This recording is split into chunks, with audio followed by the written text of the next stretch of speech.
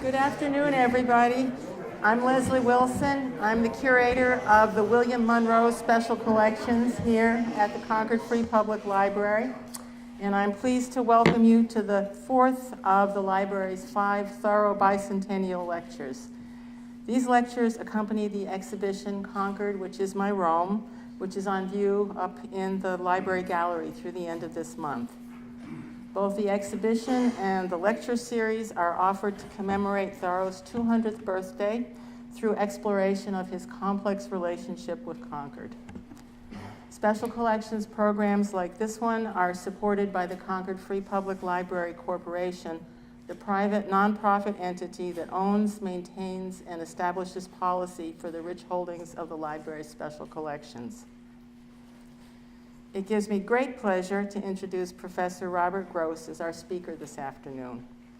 Nobody knows more about Concord history than he, and few scholars are as eager to share what they know with others. He's been a frequent user of the special collection since the 1970s, that's before my time, and now he's a Main Street resident as well. Professor Gross is the James L. and Shirley A. Draper Professor of Early American History, Emeritus at the University of Connecticut. He earned his Ph.D. from Columbia in 1976 and subsequently taught at Amherst College, the College of William and Mary, and the University of Connecticut. Robert Gross permanently impacted the study of April 19, 1775, with the publication in 1976 of The Minutemen and Their World, for which he won the Bancroft Prize in American History. In 1988, the American Antiquarian Society published his Books and Libraries in Thoreau's Concord. He edited In Debt to Shea, The Bicentennial of an Agrarian Rebellion, which was published in 1993, and co-edited with Mary Kelly An Extensive Republic, Print, Culture, and Society in the New Nation, 1790 to 1840, which was published in 2010 as the second volume in the series A History of the Book in America. Many people, scholars and laymen alike, eagerly anticipate his forthcoming The Transcendentalists and Their World. In addition, Bob Gross has written many book chapters and journal articles, a number of them Thoreau-related, on various aspects of Concord's social history. Most recently, his essay, The Nick of Time, which is also the title of his talk this afternoon, still the title? Yes, okay, appeared in the collection Thoreau at 200, and his Lodges and Lyceums, Freemasonry and Free Grace in the Massachusetts Historical Review. In addition to the Bancroft Prize, Bob's awards over the years have included the John Simon Guggenheim Memorial Foundation Fellowship, the National Endowment for the Humanities Fellowship for University Teachers, and the Mellon Distinguished Scholar in Residence at the American Antiquarian Society.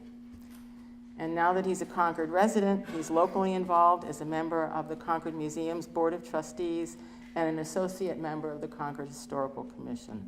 Please welcome Bob Gross.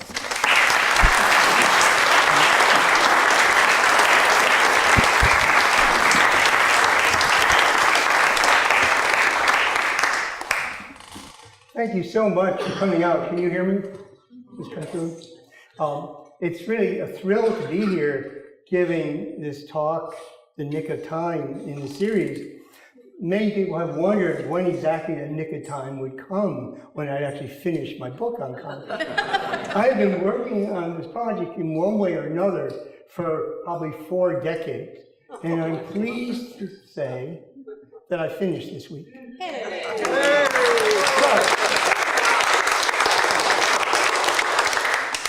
But I'm not finished with Concord history. This library is an incredible gem.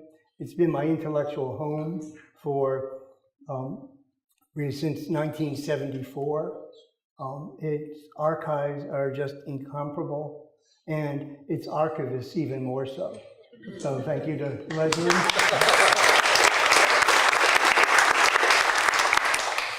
So what I was actually going to present to you, The Nick of Time, in its old guise, but in The Nick of Time, I finished my last chapter. And so I'm going to give you a piece of the last chapter, which I've carved out as a lecture, and I'll just set it up for you for just a moment.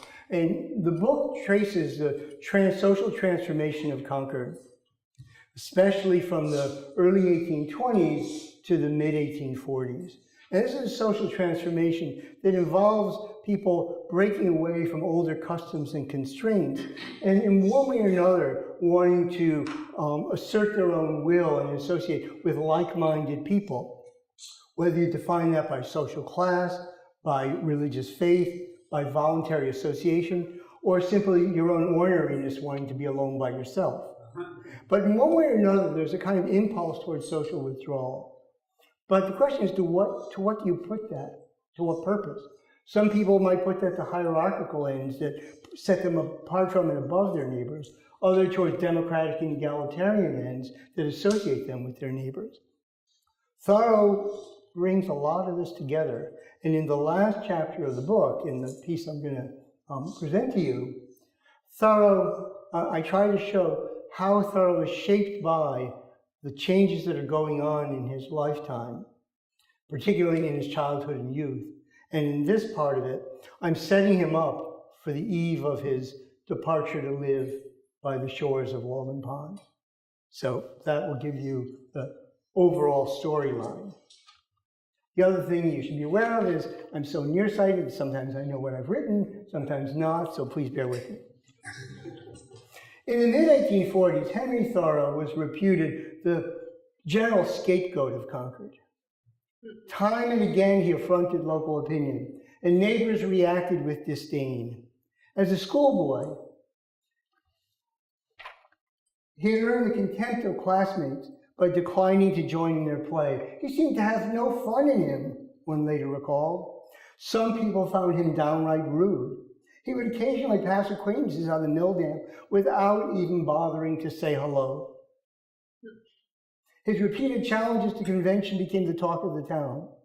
A Harvard graduate without a regular profession, he appeared idle and irresponsible. He didn't vote, didn't attend town meeting, didn't observe the Sabbath. One Sunday morning, returning from the woods with a pine tree he had dug up for transplanting, he arrived in front of the Trinitarian Meeting House on Walden Street just as the worshipers were coming out. Rather than respect propriety and duck out of sight, he kept on going, leaving the churchgoers gaping and horrified, we're told. Rebuked by his pious aunt, Thoreau was unrepentant. Aunt Louisa, I have been worshiping in my way, and I don't trouble you in your way. His local standing sank still more in April 1844, when he took a boating trip on the Sudbury River with Squire Hoare's son Ned. And during a stop along the bank to cook fish for dinner, he accidentally set fire to the nearby woods. The landowner's loss was considerable, the damage to Thoreau's reputation incalculable. He even caused umbrage by deigning to alter the name he was given at birth. His name ain't no more Henry D. Thoreau than my name is Henry D. Thoreau, one man said in disgust. His name's David Henry. And it ain't never been nothing but David Henry. And he knows it. One thing he knew for sure was the low regard in which he was held. There is some advantage in being the humblest, cheapest, least dignified man in the village, so that the very stable boys shall damn you, he would write in 1851. Methinks I enjoy that advantage to an unusual extent. Ironically, no one took greater pride in his origins than this homegrown outsider. Fellow students at Harvard poked fun at his Concord self-conceit and his boast of hailing from Concord North Bridge. I shall ever pride myself upon the place of my birth. May she never have cause to be ashamed of her sons, he wrote in the yearbook of his graduating class, the class of 1837. If I forget thee, O Concord, let my right hand forget her cunning. Thy name shall be my passport in foreign lands. He never got to test that pledge. Although he inquired into teaching jobs from Maine to Virginia and New York to Kentucky, nothing came of these efforts. His longest stay away was a 7-month stint on Staten Island in 1843, tutoring the children of William Emerson, brother of the Transcendentalists. Arranged by Waldo, who's smiling behind me, the situation afforded easy access to editors and publishers in New York City. But there proved to be little demand for Thoreau's writing. His ambitions frustrated, the aspiring writer gave in to homesickness. I carry Concord ground in my boots and in my hat. And am I not made of Concord dust? He wrote to Lydia and Emerson before beating a retreat to his birthplace.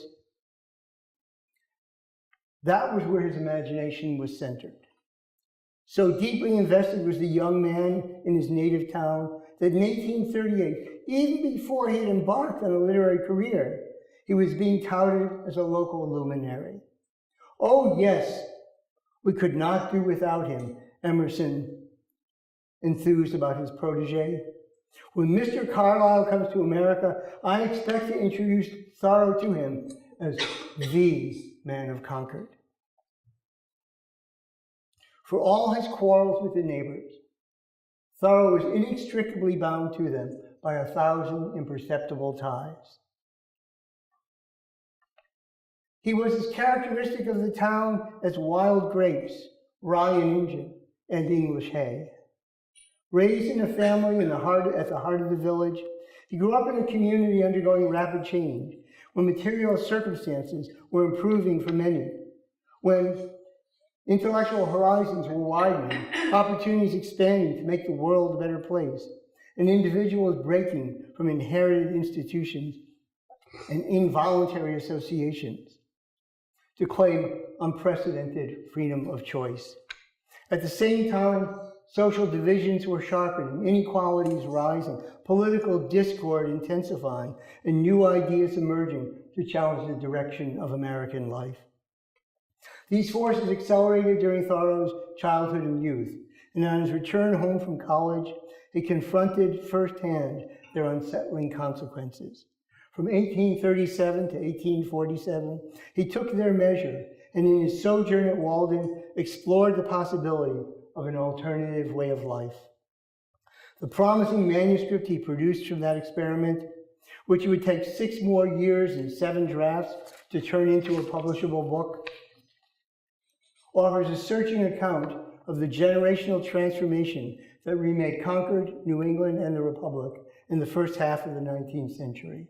Henry Thoreau was a native of this new world in the making, and Walden puts his hometown at the center of the American experience. I have never got over my surprise, he once reflected, that I should have been born into the most estimable place in all the world, and in the very nick of time, too. You always, as a speaker, have to get that title somewhere. The Thoreau family was as subject to the dislocations of Revolutionary era as any in New England. Henry Thoreau derived from forebears on both sides of the War of Independence. His maternal grandmother, Mary Jones, was born into the colonial elite of Weston, 15 miles south of Concord. Weston, we can say, a town still priding itself on its elite status. She was born into the colonial elite of Weston. Her father, Colonel Elisha Jones, one of the largest landholders in all of Massachusetts Bay, resisted popular pressure and fought for king and country, as did 8 of his dozen sons. That descent may have furnished a model of action from principle for the Concord philosopher of civil disobedience. But it certainly resulted in the loss of the family's vast property holdings and in permanent exile in Canada. The grandmother who stayed behind enacted her political sentiments by marrying men with misgivings about the patriot cause. Her first husband, Harvard graduate Asa Dunbar, gave up a pulpit in Salem for a law office in Keene, New Hampshire, where he proved his loyalty sufficiently to be chosen selectman and town clerk. At his death in 1787, he left behind 5 minor children, including a 1-month-old daughter, future mother of the Transcendentalists. Widow Mary struggled to support her growing brood, keeping a tavern in Keene and then a boarding house in Boston, before marrying Captain Jonas Minot, a Midland Concord farmer and once lukewarm patriot, in June 1798, and settling into his homestead on the Virginia Road, the Thoreau birth house now, in the eastern quarter of the town. 11-year-old Cynthia Dunbar arrived with her mother not long before John Thoreau, a few months younger, moved with his merchant father from Boston into a house at the west end of the Common, close by Deacon John White's store. They were part of the advancing wave of newcomers that turned Concord Village into a fluid society with many more strangers than natives. Jean Thoreau, and I'm using here his French name, an immigrant of French Protestant extraction from the Isle of Jersey, thrived on such mobility. His appearance in Boston was serendipitous. Mariner on a vessel that shipwrecked off the Massachusetts coast, he landed in the colonial capital around 1773, just as the crisis with Britain was rapidly reaching a boiling point. Enlisting on the Patriot side, he prospered as greatly from that choice as the Jones family lost from the opposite affiliation. He put his skills as a seaman to good use during the war, serving on a privateer under Paul Revere and earning enough in the prizes from captured British ships to enter trade on Long Wharf and Boston Harbor. Within 2 decades, he had amassed a substantial fortune, and after marrying a Quaker woman named Jenny Burns in 1781, presided over an expanding household in the North End, near the home of his former commander, Revere. After Jenny died in the summer of 1796, the grieving father did not waste any time finding another helpmeet to raise his 8 motherless children. 11 months later, he married Rebecca Kettle, sister-in-law of the charitable storekeeper John White, and relocated to Concord. His sojourn proved brief. In March 1801, Jean Thoreau suddenly died at 47 of tuberculosis, the family curse.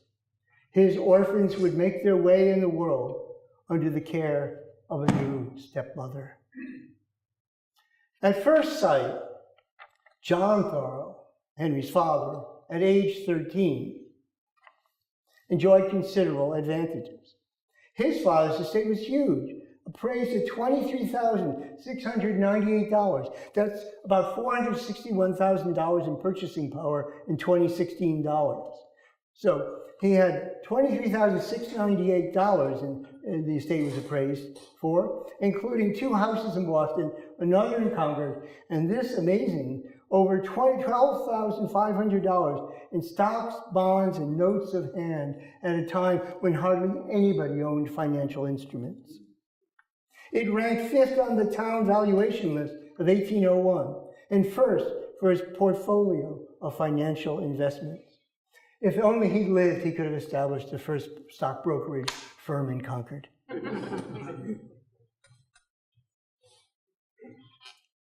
The management of his financial estate was entrusted to the Charlestown merchant Joseph Hurd, another brother-in-law of the widow Thoreau. A man of means who traded in textiles and sugar with England and Europe, Hurd had the credentials to handle the large sums in his care and the connections to set up the teenager in a mercantile calling. John Thoreau started out as clerk in Deacon White's store next door to his home on Concord Common, then entered a dry goods house in Salem, perhaps to learn the China trade. But nothing went as planned. Jean Thoreau left ample funds to pay his debts, provide for his widow, who died in 1814, and support 8 children until they came of age. But by the time the personal estate was dispersed to the heirs in 1818, its value was reduced by nearly half. Each of the surviving children received just under $900. That was hardly enough to rescue John Thoreau from financial troubles of his own making. Like many other storekeepers who came and went in Concord, he was a young man in a hurry. On reaching age 21 in October 1808, he raced to get into business. To finance the enterprise, He turned to his stepmother and borrowed $1,500, pledging as security part of his inheritance, a 1/8 share in those Boston houses. With that money, he bought a stock of goods and opened the Yellow Store, which stood on the site of the current townhouse. It was a huge gamble. The Green Store, which stands where the Catholic Church now is, the Green Store stood right by it on the Common, and White's establishment a short walk away.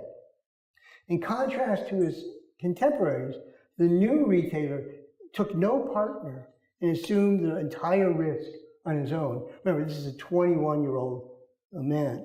His timing was incredibly ill-calculated. The store launched while Jefferson's embargo on American trade was in effect, sharply curtailing the flow of goods across the Atlantic. Though the ban was often evaded, it made for an unpredictable environment in which to do business. Supposedly, Thoreau prospered for a while, but by spring 1811, he was over 250 miles away in the District of Maine, living in the town of Bangor and combining with a brother-in-law to peddle goods to the Indians. Yeah. Starting a business when there's an international embargo, when there's an embargo on international trade, and borrowing the money from your stepmother to buy inventory at the inflated prices it must have sold for since trade had been cut off, strikes me as a really strange business decision. But he was 21 years old. Soon he was back in Concord, earning a living as a clerk for Josiah Davis and courting Cynthia Thoreau. Once again, he proved incautious. When the couple wed in May 1812, Cynthia was pregnant. Helen Louisa was born 6 months later on the Minot homestead. Over the next decade, the Thoreau family, expanding to 4 children, 2 boys and 2 girls, bounced around eastern Massachusetts as the luckless John searched for a reliable place and means to make a living. He clerked and farmed in Concord, traded in Chelmsford and Boston, and taught school in the capital as well. Meanwhile, interest accumulated on the unpaid debt to his stepmother. Her death in 1814 forced a reckoning. When the estate was settled, the obligation had soared to almost $2,500. To recover that money, the executor, once again the Charlestown merchant Joseph Hurd, he seized and sold the claim to Boston real estate that John Thoreau had mortgaged, and he auctioned off the unredeemed promissory notes that John Thoreau had given. Even then, the proceeds fell short of the target. In May 1817, Hurd was compelled to forgive an outstanding balance of $290 on account of John Thoreau's poverty. Coming just 2 months before the birth of David Henry, the action exposed the financial depths to which the once privileged parents, John and Cynthia, had sunk. Both sides of the family learned from painful experience the following of laying up treasures which moth and rust will corrupt and thieves break through and steal. That message, which the author of Walden passed along to his readers, distilled the hard-earned lessons of his family history. So the story of Thoreau's family, early years, is a history of downward mobility, down and out in Concord and Boston. John Thoreau found his way back to Concord through pencil making. His brother-in-law, Charles Dunbar, had gone into the business after laying claim to a load of graphite in New Hampshire, but he was in over his head, even with the savvy Cyrus and Nathan Stowe as partners. In March 1823, John Thoreau came to help out, rescued the venture, and made it his own. Manufacturing, not commerce, eventually enabled his recovery of wealth and social standing.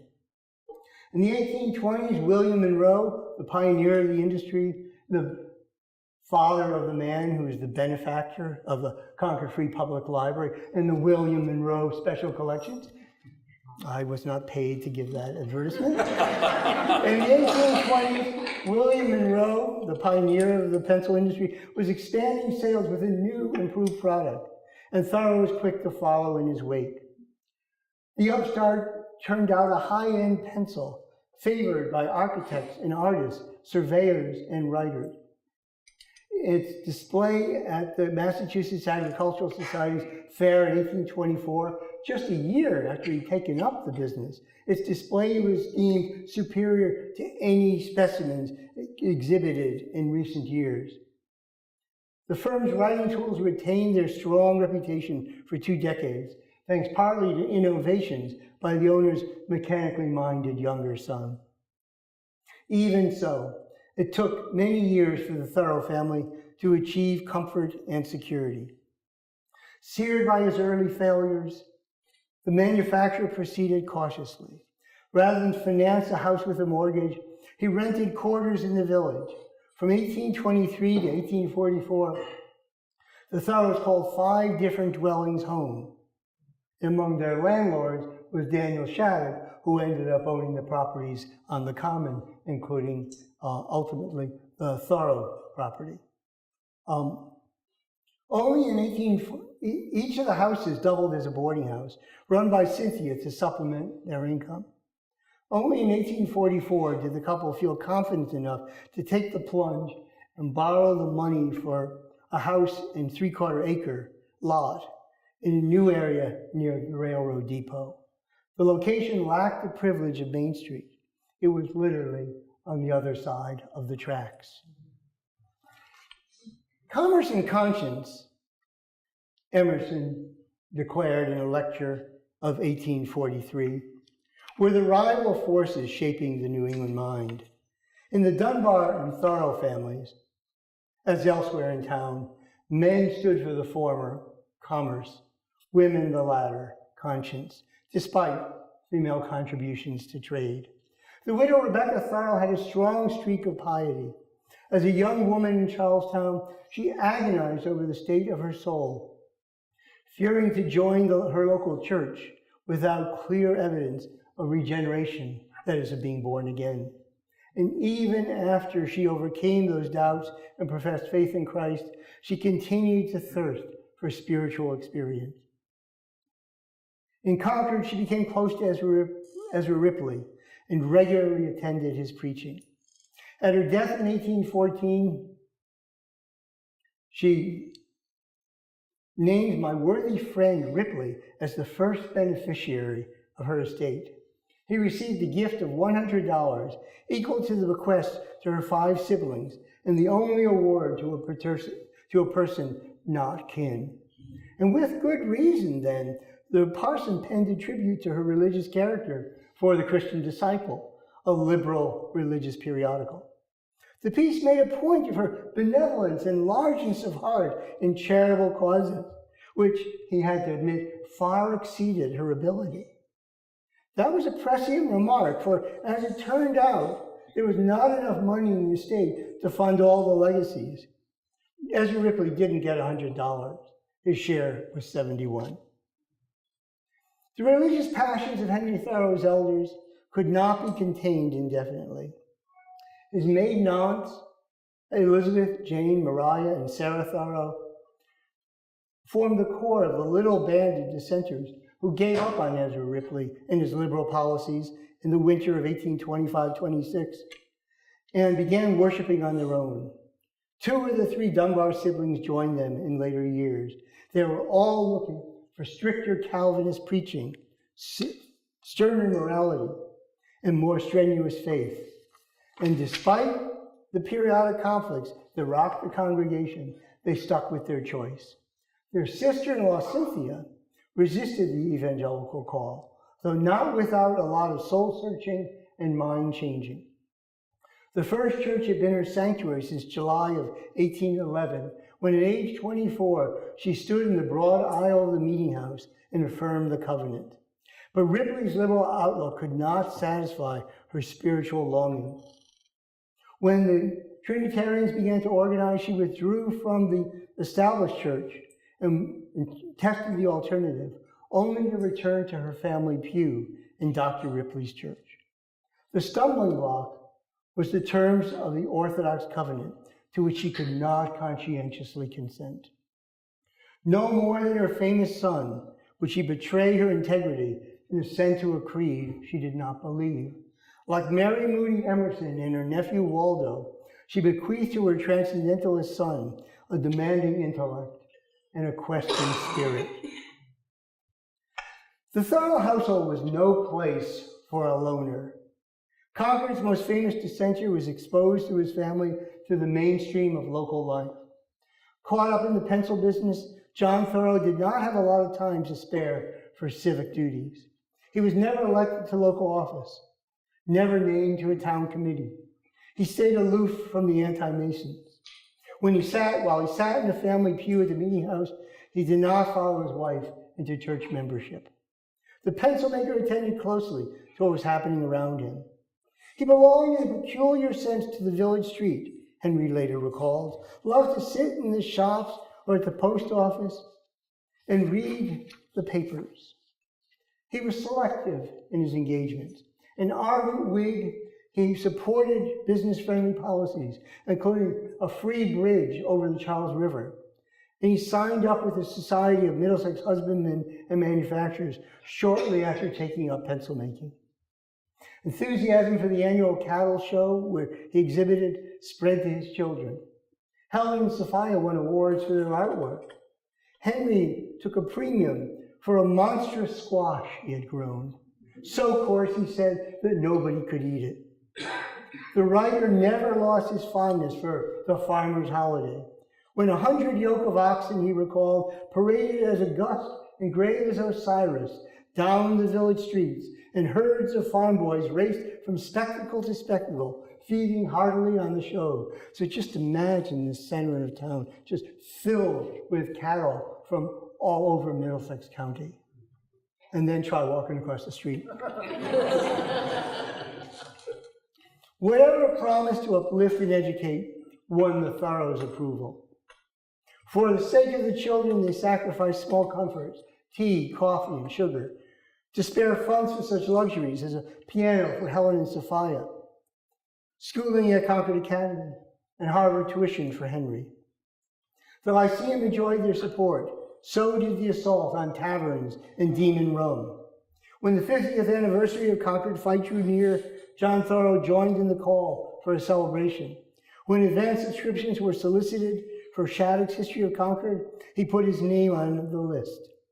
On April 19, 1838, the townspeople planted the walkway to the battlefield monument with ornamental trees. The privateersman's son was among the donors. The poor of the town benefited from Cynthia Thoreau's labors as member and officer of the Female Charitable Society. The cause of the slave drew parents and children together. The Concord Female Anti-Slavery Society counted 9 members of the extended Thoreau clan among its founders. In the social initiatives of the day, John and Cynthia Thoreau took sides with improvement and reform.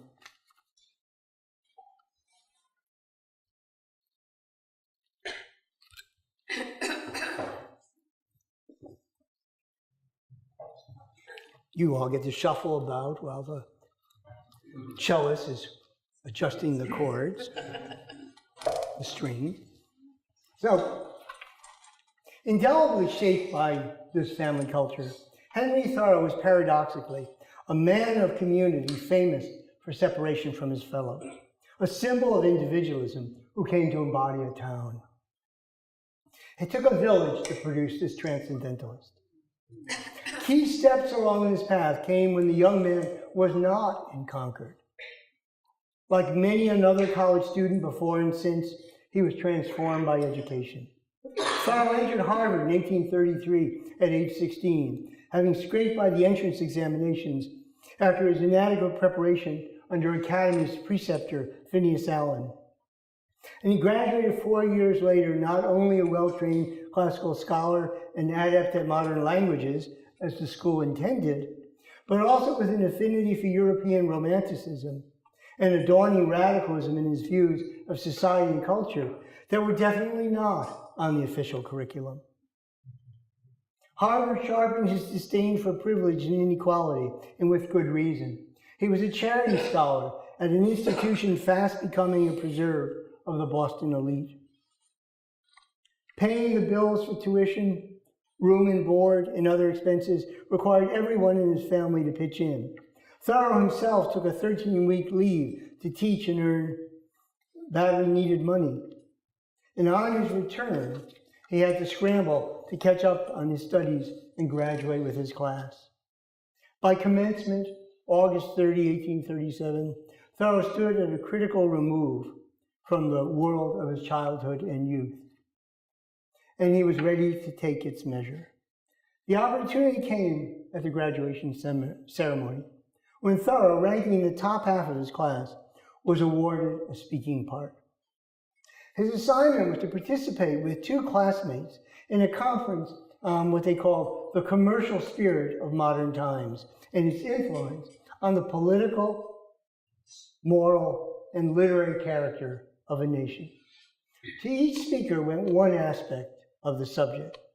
Appropriately, the Concordian got the moral dimension. The topic invited close scrutiny of personal sins and social evils, but Thoreau resisted the temptation to itemize the flaws of his countrymen. Instead, he stepped back and set the commercial spirit in the wider context of the times. The dominant feature of the epic, he declared, was a perfect freedom, freedom of thought and action, which expressed itself first and foremost in the pursuit of economic gain. To this end, he said, man thinks faster and freer than ever before, remaking the world to serve his will. If only the goals were as worthy as the means. But no, Thoreau noted ruefully, the American aims too low. His ruling principle is a blind and unmanly love of wealth. Selfishness infects our patriotism, our domestic relations, even our religion. But we're buying and selling, money changing, and speech making the best uses of our entire and universal freedom. Imagining himself in an observatory among the stars, Thoreau viewed this beehive of ours from the heavens. In this lofty perspective, nature beckons more to be admired and enjoyed than to be used. This curious world which we inhabit is more wonderful than it is convenient, more beautiful than it is useful. Contrary to the merchant Daniel Shattuck and the lawyer Squire Hoare busily remaking his hometown, Thoreau doubted that morals necessarily advanced with commerce. But he held out the promise of progress. Even as Americans threw their energies into the quest for wealth, they were unconsciously preparing themselves for a higher destiny. Eventually, he predicted they would see that spirit is superior to matter, that material goods are meant to serve moral and intellectual growth, that individuals are not to be tools of their tools, but lords of creation. From the standpoint of nature, it was the human spirit, not the commercial spirit, that counted.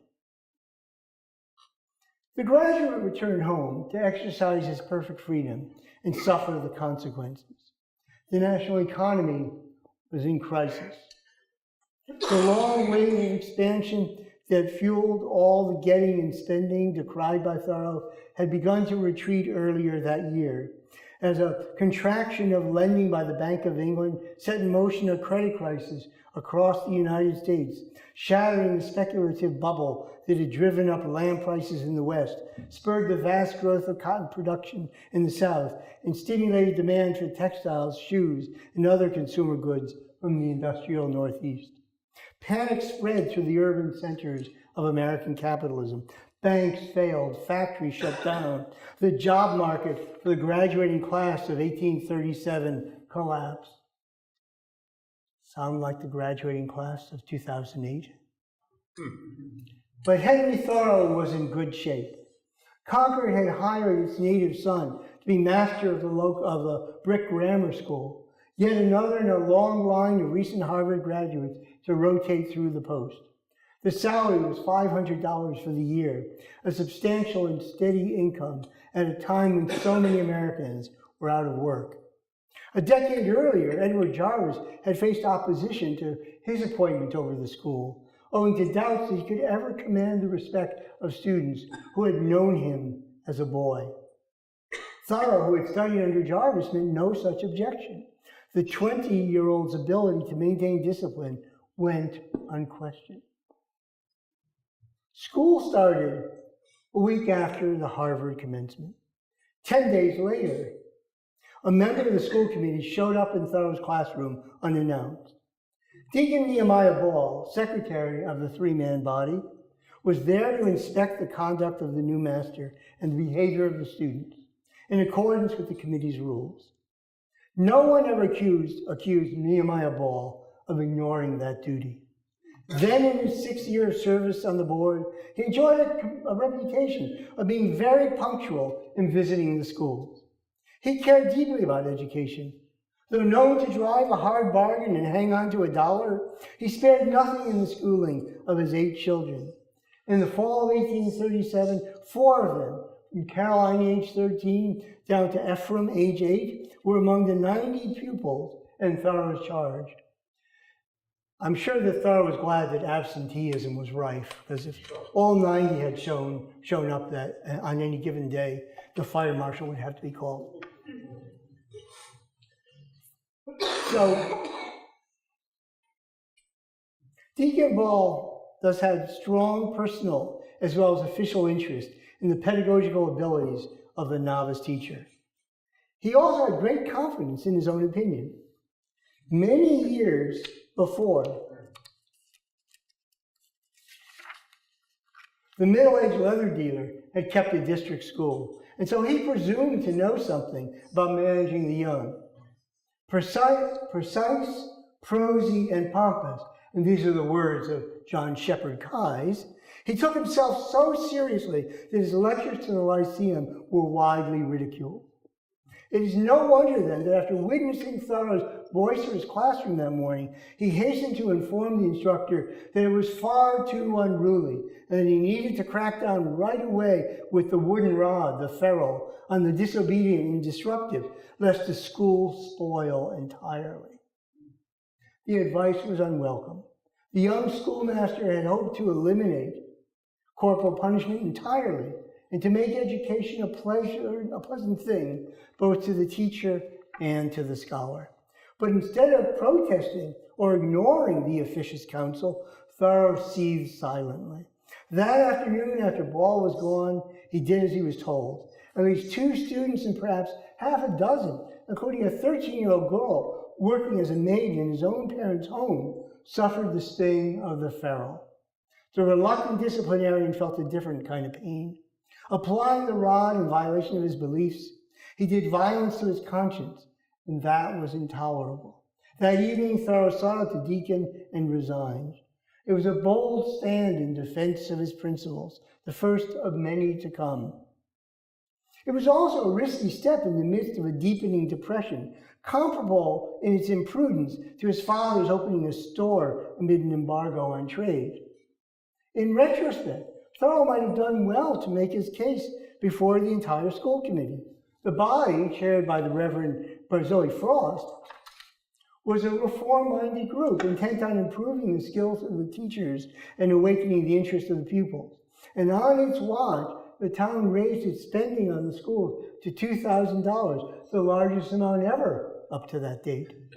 Its progressive outlook was entirely in line with the policies promoted by Horace Mann, appointed that very year as secretary of the newly established State Board of Education.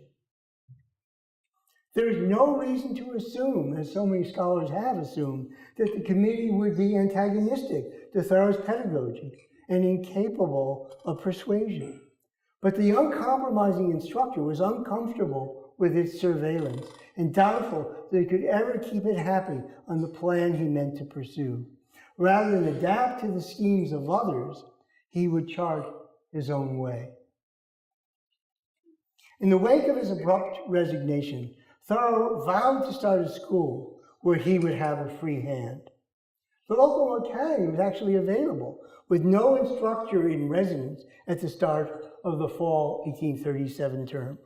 Ever since Phineas Allen left town after losing the support of the academy proprietors for siding with anti-Masonry, the institution had struggled to stay afloat. In late August 1837, 20 village families banded together to recruit an instructor, guaranteeing tuition for 25 students at $5 per quarter. And there were no takers. The opening was ideal for Thoreau, if not right away, then in the upcoming winter term. But nothing happened. For all the 1837-38 school year, the vacancy remained unfilled. Thoreau spent his time in the pencil factory and eventually took a handful of well-advanced pupils in the family home while scouting on teaching jobs elsewhere. He toyed with the idea of going west with his brother John and teaching a school in Kentucky where prospects were bright, according to Edward Jarvis, now living in Louisville. Go I must at all events, Henry declared. That event never arrived. Thoreau stayed put. In September 1838, took over the Concord Academy, with John joining him 5 months later. For 2.5 years, the brothers ran a successful school on the principles of the Swiss educator Pestalozzi, appealing to the curiosity and goodwill of their charges, eschewing the feral, and engaging the students in the world beyond the classroom, with weekly trips to village craft shops and expeditions to Sleepy Hollow, Walden, and along the Concord River for lessons in natural history. The town school could not compete. Its enrollment was too big, its confinement to the brick structure on the common too narrow. In the winter of 1841, John Thoreau's health faltered, and the brothers, we're told, were forced to close the school. The academy survived under a new preceptor for another year and was defunct by the mid-1840s. The future of higher learning in Concord lay with a public high school established at the end of the decade. Thoreau shifted his sights from teaching to writing. Over the next 3 years, 1841 to 43, he lived and labored under Emerson's sponsorship, first in Coolidge Castle as a gardener, jack of all trades, and tutor to his benefactor's children, all the while deepening his transcendentalist convictions and pursuing his authorial ambitions. And then in the ill-fated sojourn in Staten Island, where his career in publishing failed to launch, his articles in the Democratic Review notwithstanding.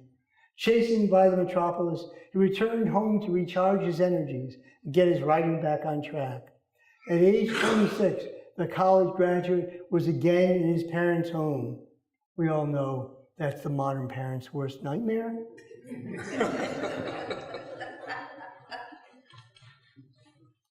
He was again in his parents' home and employed to good effect in the pencil shop, and still casting about for a new direction. As his personal life altered, he was disappointed in his brief courtship of Ellen Sewell, shattered by his brother John's death in January 1842, and enriched by friendships with Bronson Alcott, Nathaniel Hawthorne, Ellery Channing, and most of all Emerson. As his personal life altered, so did his relation to Concord. Away from home, he enthused about his native town. My Rome, he hailed it on the eve of his departure for Staten Island, and his people, my Romans. He said that to give a title to the exhibit upstairs. But his sentiments proved more complex and critical when he was stationed in their midst. Then he became not the Livy of Concord, celebrating its achievements, but its Horace and Juvenal, with a satirical eye for the many ways it let him down. When David Henry Thoreau went off to Cambridge at the end of August 1833, anti-Masonry was on the rise, ending the long political calm in the town and preparing for victory over John Keyes, King Keyes as he was usually attacked, and his National Republican friends. By the time Thoreau returned home in 1837, partisan battles were the norm, and the unending contest between Democrats and Whigs that ousted Keyes from his several seats of power at the post office, the State House, and the county treasurer's office, and then entrenched the populist Democratic Locofocos, as they were called, in the local majority. The economy was thriving as the freshman began his studies, but the bubble burst in his senior year, and hard times prevailed until 1843. As population declined, trade stagnated, courts relocated, the Whig Republican closed, and farms were abandoned in droves. Dr. Ripley still presided over the established church as the boy he had baptized set off for college. After January 1834, Ripley lost his privileged position and spent his final years in the pulpit, witnessing the steady exodus of his people to other religious sects, or to none at all. 16-year-old Thoreau left a town where abolitionists were unwelcome on the public platform, and drinking ardent spirits was a popular and legal choice, albeit under growing disapproval by the rising temperance crusade. 4 years later, he embarked on his short-lived stint in the brick schoolhouse, just as the Grimke sisters were lecturing in the Trinitarian meeting house and galvanizing his mother, aunts, and sisters to join in the founding of the Concord Female Anti-Slavery Society. In the ensuing years, the Thoreau household was a stronghold of support for William Lloyd Garrison and Wendell Phillips, while the anti-slavery movement splintered into opposing factions and the drive for immediate emancipation and equal rights stumbled. The anti-liquor forces went through their own ups and downs, though the Cold War Army was in the ascendant by the mid-1840s. Concord was, in sum, more diverse and divided than ever, unmoored from the past, unsettled about the future, and wondering how to live in the present, an epitome of Ralph Waldo Emerson's New England in an age of revolution. Henry Thoreau observed and experienced all these developments, even as he wrestled with his own setbacks and looked for ways to cultivate his genius and serve the community at the same time. Now we move toward a conclusion. How could he realize those goals? Wherever he turned in Concord, Thoreau confronted barriers to his personal growth. Politics was repellent. He scorned its rituals and rejected its parties. Men are degraded, he opined, when considered as the members of a political organization. Let his father shout and cheer for Tippecanoe and Tyler too. Henry would surrender his judgment to no partisan body. Thoreau evidently felt some guilt at abstaining from voting and separating himself from his fellow citizens. If want of patriotism be objected to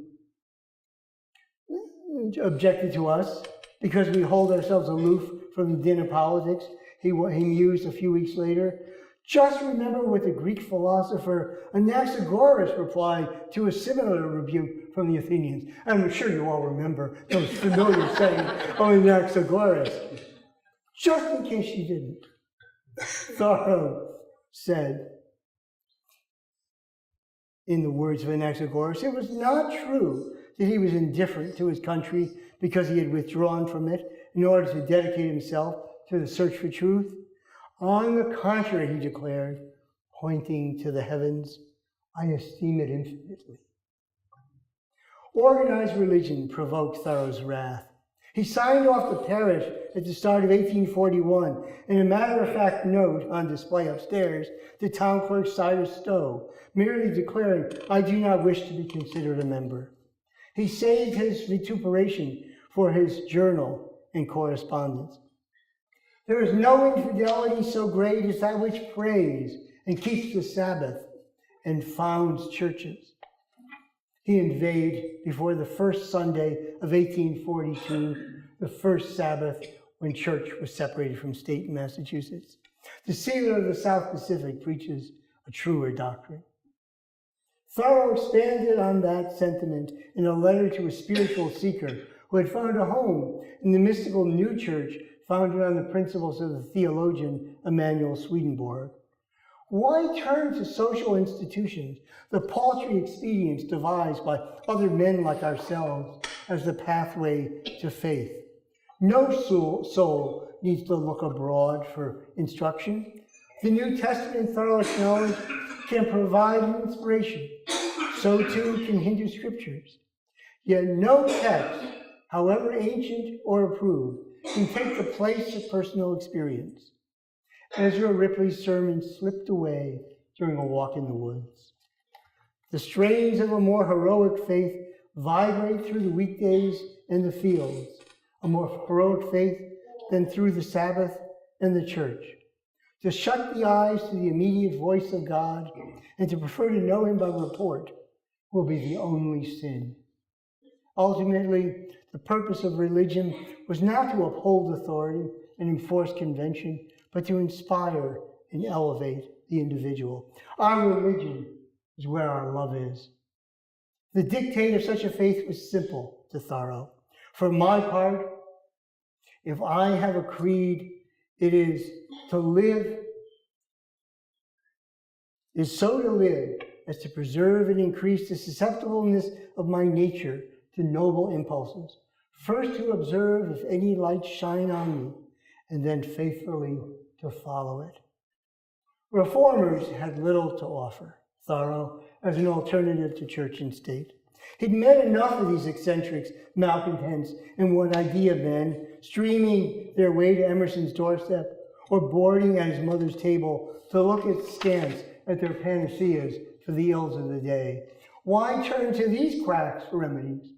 The whole fraternity was in need of help. If a reformer suffers a stomachache, he thinks all of society is indigestion. Such sickly souls mistake their private ail for an infected atmosphere. Instead of prescribing for others, let them cure themselves first. Only healthy individuals can be trusted to address the needs of humankind. Thoreau conveyed that sentiment in a letter from Staten Island to his sister Helen back in Concord.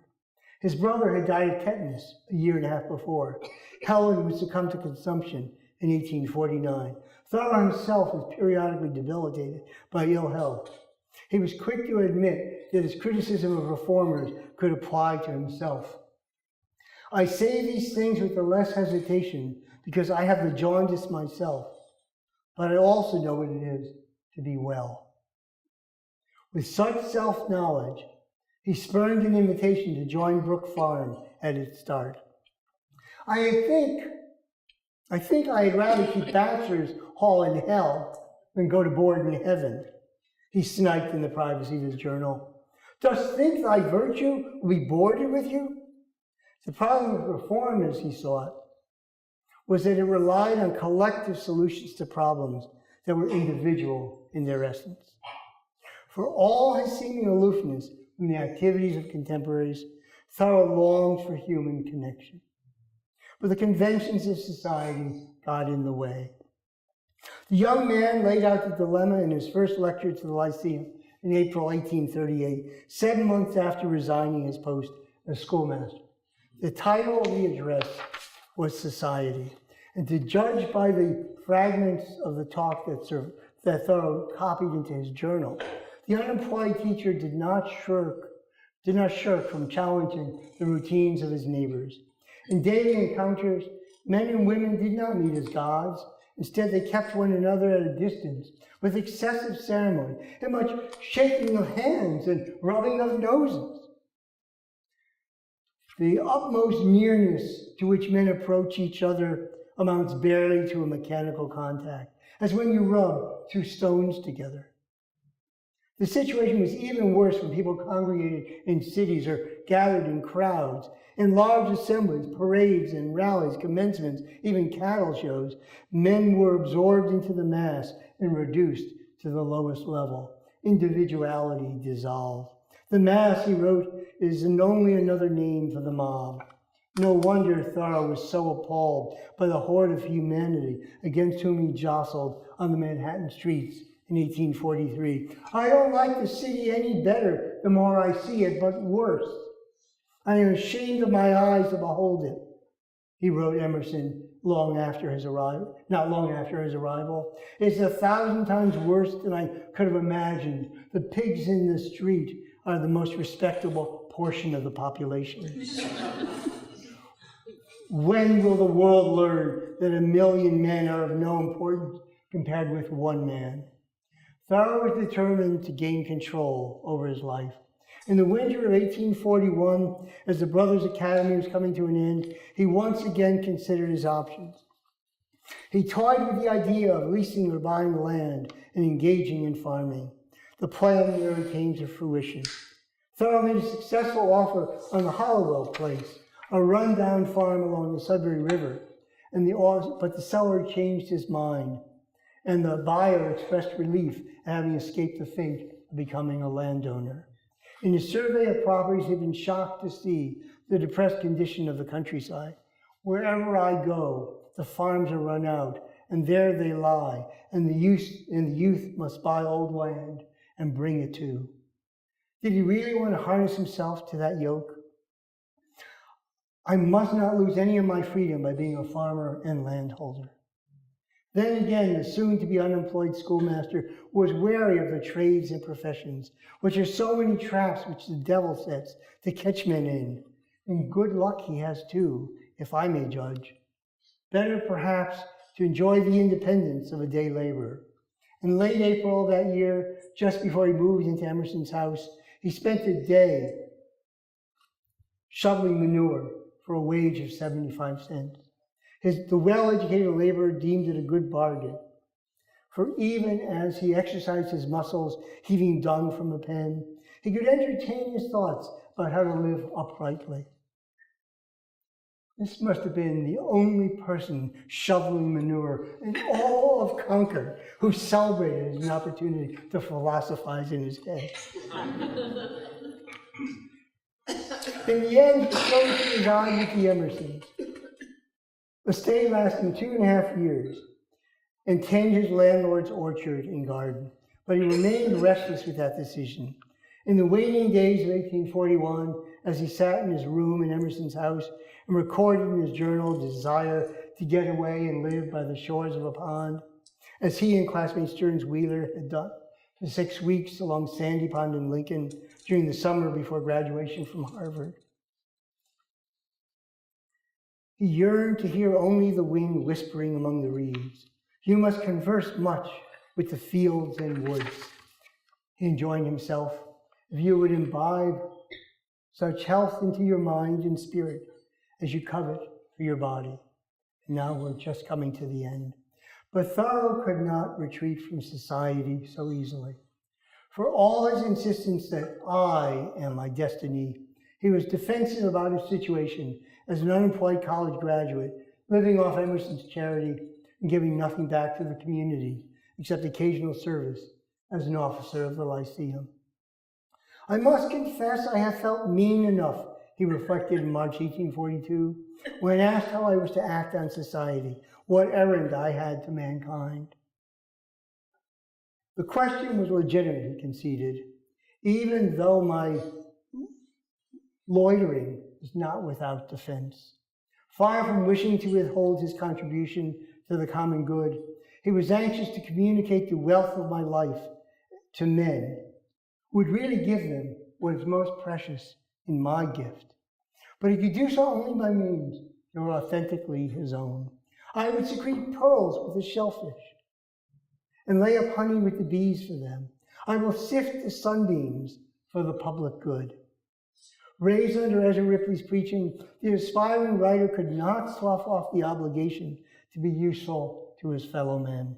I have no private good, he wrote, unless it be my peculiar ability to serve the public. This is the only individual property. I enclose and foster the pearl till it is grown. Authorship for Thoreau thus served a public purpose, one that only he could determine. It is hard to be a good citizen of the world in any great sense, but he was ready to try. Could he serve self and society together?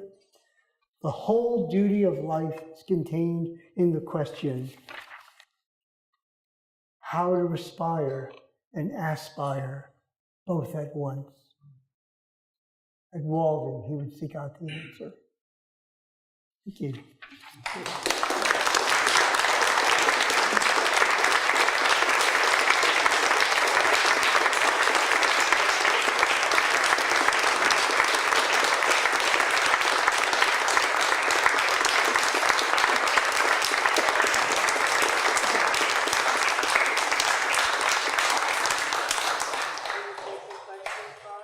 Sure.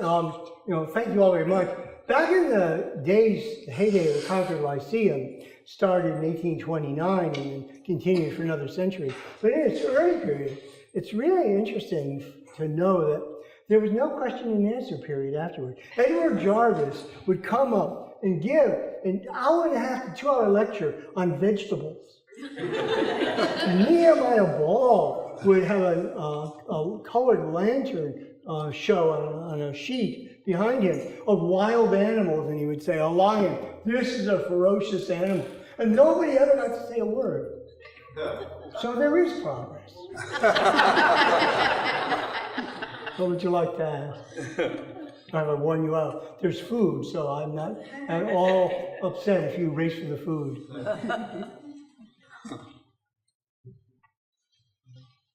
Yes?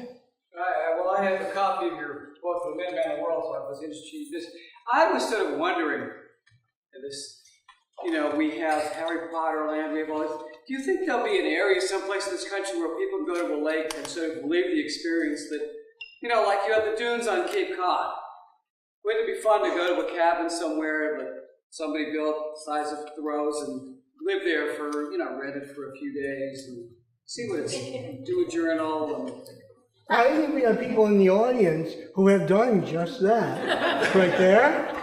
And anyone else? I think the most important thing is not necessarily to seclude yourself to repeat Thoreau's experiment. It's to find, as he would say, your own way.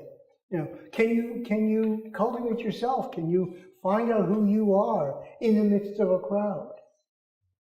To me, the power of Thoreau and Emerson of a transcendentalist vision, and this is really the kind of key theme of my book, is they're born into a world that, they're, in one sense, the Revolutionary Fathers have won independence. They're an imposing model as grandfathers and fathers. But the people who fought for independence were fighting more for collective liberty of towns to govern themselves than for individual liberty to separate from community or family. And so, what essentially happens is that people are pulling apart and doing so, but without a language that really justifies what they're doing. Because you've got Ripley's sermons, and you've got a fundamental ethic that I admire of social responsibility. But what the Thoreau suggests is that, Thoreau says, I came into this world not to do good, but to be good. And what he meant by that is you have to find out who you are and find out what your special calling is that you can then donate to the society as a whole. But the society can't begin by giving you the agenda and dictating you who to be. And it seems to me that, so what I try to do in the book is to show how that happened at a kind of granular level in everyday life, from how farms were run to stores, to how people worship on the Sabbath, whether with the Trinitarians or the Universalists, or the Unitarians, or none at all. How politics was conducted. If you looked at it, I'm going on way beyond your question, but you get the rise of mass political parties, organized religious sects in competition with one another. That competition, they end up treating individuals as just numbers to be added to how many votes did we get, how many worshipers, how many donations did we get to the American Bible Society, how many people signed the petition for the Anti-Slavery Society. The causes can be good, but what happens, Thoreau would say, when individuals are just seen as people in the aggregate, in the mass, all to be gathered. Look at how many telemarketers call my house every single day for worthy causes that I care about. But in fact, what I know is all they're counting is what's the aggregate amount, even though they often have causes that care about our individual well-being. So I think what Thoreau and Emerson were doing was looking at a world that's the origin of our own, a world of people in masses, a mass democracy and a mass industrial and agricultural economy, a world thrown out of balance, but that had real trouble figuring out, well, then what do you do with individual liberty and individual possibility when you're already building huge structures that dominate over people's lives, even as they're just thinking that they discovered who they were as individuals, having abandoned the older 18th century world. So that's a really short answer to your question. Influence her his abolitionism? Idealism. We don't have her writings, to my knowledge, except her signature on petitions and agreement to decisions in the Concord Female Charitable Society. But I don't think we have any actual writings of her. In a sense, we know more about the widow Rebecca Thoreau because of Ripley's essay and tribute to her than we do about Cynthia Dunbar Thoreau. But yeah, I think that her forcefulness, and actually not just hers, but the model of independent women in the family must have been of some real importance to him, certainly in how he treated his sisters as independent women of conscience. And, Helen Thoreau joins with Mary Merritt Brooks in challenging the gender conventions of the day and participating in public in meetings of the Middlesex County Anti-Slavery Society and the Massachusetts Anti-Slavery Society. In 1842-43, when there were huge debates about whether abolitionists could support the Union at all, whether it was the duty of an abolitionist male to not to vote, not to uphold this corrupt system. Very interesting, there were public declarations in favor of secession that Helen Sophia Thoreau signed that appeared in the Liberator. And Helen sat in front, presumably, on the dais at these meetings, serving as secretary of the Middlesex County Anti-Slavery Society.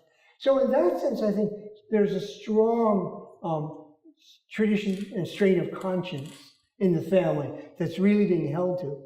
What I'm suggesting with the father, John, that people have used, Walter Harding, I think, said, he's a kind of mousy sort of man, meek, mild, in the shadow of his wife, which kind of, in a kind of sexist judgment in a reverse term, like, a guy can't be quiet on his own. But also, I think I was suggesting there was an impulsiveness to him as a young man that he may have really backed away from when he saw what a disaster came to his young family from starting a business and not taking probably very good advice, and then having to get married, and suddenly he's got all these kids. Yeah, Peggy.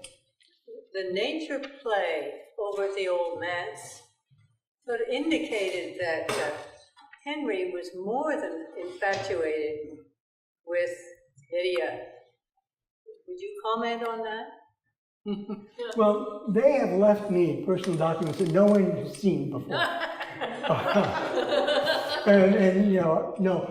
I thought that was too strong. Yeah.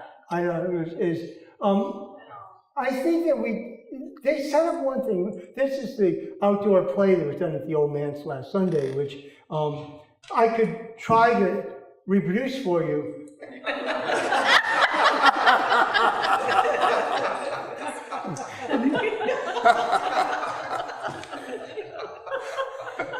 Okay, now we've changed our venue several times.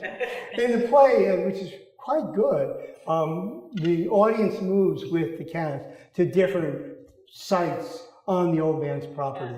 And it enacts the friendship and changing relations between Thoreau and Emerson. And it does many things very well. What it posits is that while Emerson was on his second trip to England in 1847-48, Thoreau has moved into the home of the Emersons at Lydian's request to help out with the children and help maintain the household. And it then goes on to suggest that there's a kind of romantic relationship that develops between the older Lydian and the younger Henry. I think it might be something more like this. Lydian is upset that Waldo's not writing often enough. She's probably feeling neglected, and he's off gaining fame in England. Here's this young man in the household to whom she probably expresses her discontent from time to time. And even if she didn't, Henry has probably intuited her unhappiness. That doesn't mean that there's a love affair going on. There's only a kind of sense that the young man watching the older woman feel disconsolate, feel neglected, is now siding with her. And siding with her emotionally, but not romantically. I mean, that's, I think, what they had a tin ear for. It's possible to have emotional relations without there having been romantic relations or sexual relations. But we live in a world where it sometimes seems hard to separate those. Anyone else? Well, I think we should let you have some. Oh, I'm sorry. Sorry. Question about the nick of time, but first I want to defend the civic involvement of Thoreau's father, John, and note that he was a founding member of the Ornamental Tree Society. Right. So he did do that. But is it possible, I had thought about the nick of time, but it was ironic because of Thoreau's belief in the continued vitality of the past, you know, that the world, human nature hasn't changed since classical times. There's great devotion to that. So was being born in the nick of time, you know, ironic or? I think it could be all those things in my meaning. It's Thoreau layered many meanings on all things he said. I like the play on words there. Remember, he notched it on his stick, that nick of time. So he's playing with everything from the image of an old Yankee whittler with wood to the nick being open and opening to all times and places.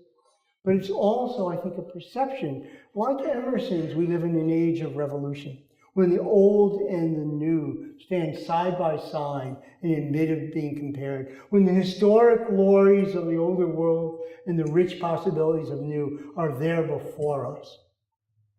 Emerson says, what could be a better time to be alive? Thoreau's nick of time is perhaps also a metaphor for that brief moment in historic time that could be a passage outward to making your own eternity in this world. Shouldn't that be every person's moment? Yeah, and Thoreau says a miracle can happen at any moment. So the nick of time is my attempt as a historian to both historicize that nick, and then my intent as a literary and philosophical scholar to make that nick a metaphor for something that's always possible. Yeah. This just popped into my head. I've thought about the nick of time a lot. And could he also, because he puts all those layers on it, and because he loves puns so much, could he also be punning on old Nick? I think that's a great idea. And, you know, he can go to Walden and find the devil in the deep blue sea. Yeah. So, no, I think that's great. Obviously, I think one of the things that perhaps most of us, or all of us in this room, can appreciate is Thoreau's writing opens itself up to multiple interpretations. That you never exhaust the opportunity for meaning and metaphor in his writing, which is why he remains continually pertinent. A writer whose meanings can be readily exhausted becomes a historical figure, not a contemporary one. Thank you.